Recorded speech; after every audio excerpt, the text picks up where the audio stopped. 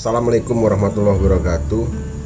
Teman-teman guru seluruh Indonesia, bertemu kembali dengan saya, Guru Ciria, channel pembelajaran Aan Sururi.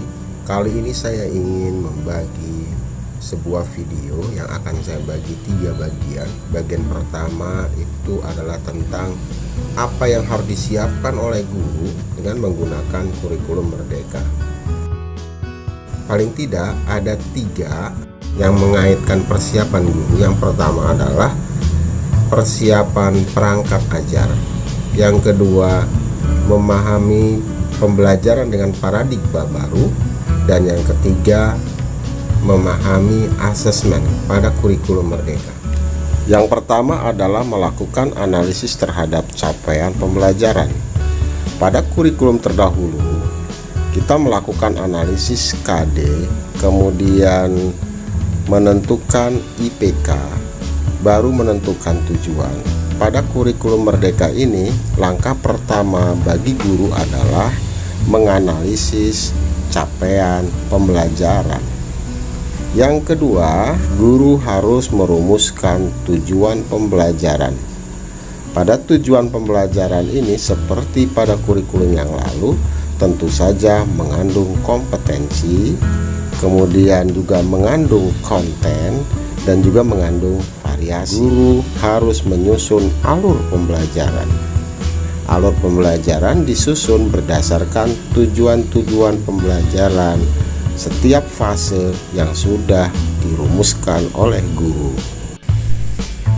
Yang keempat, mempersiapkan asesmen diagnostik. Asesmen diagnostik ini dilakukan di awal tahun pelajaran untuk mengetahui posisi murid, untuk mengetahui persiapan murid. Yang kelima, menyusun modul ajar. Kalau dahulu disebut rencana pelaksanaan pembelajaran, pada implementasi kurikulum Merdeka disebut modul ajar. Dan yang terakhir, setelah modul ajar disusun, maka guru akan bisa menentukan dan menyusun bahan ajar yang akan digunakan sesuai dengan modul ajar. Terdapat 6 langkah yang harus dilakukan oleh guru dalam mempersiapkan perangkat ajar. Yang pertama adalah bagaimana menganalisis CP. Tentu saja Bapak dan Ibu harus sudah mendownload capaian pembelajaran sesuai fase yang telah ditetapkan oleh Kepala Pusat Kurikulum dan Perbukuan. Setelah itu, isikan tabel yang ada dalam video seperti ini. Tapi bukan harus seperti ini, bisa jadi teman-teman mempunyai alat bantu analisis yang lain. CP kita ambil dari download yang sudah kita lakukan. Kemudian kita isikan kompetensi apa yang ada pada CP tersebut terkait dengan proses kognitif seperti taksonomi Bloom. Jangan lupa pula dianalisis tentang dimensi pengetahuan mencakup faktual, konseptual, prosedural, dan metakognitif, disertai keterampilan abad 21 yaitu kritis, kreatif, komunikatif, dan kolaboratif. Setelah itu, capaian pembelajaran dianalisis konten atau materi serta ruang lingkup materi yang akan diajarkan.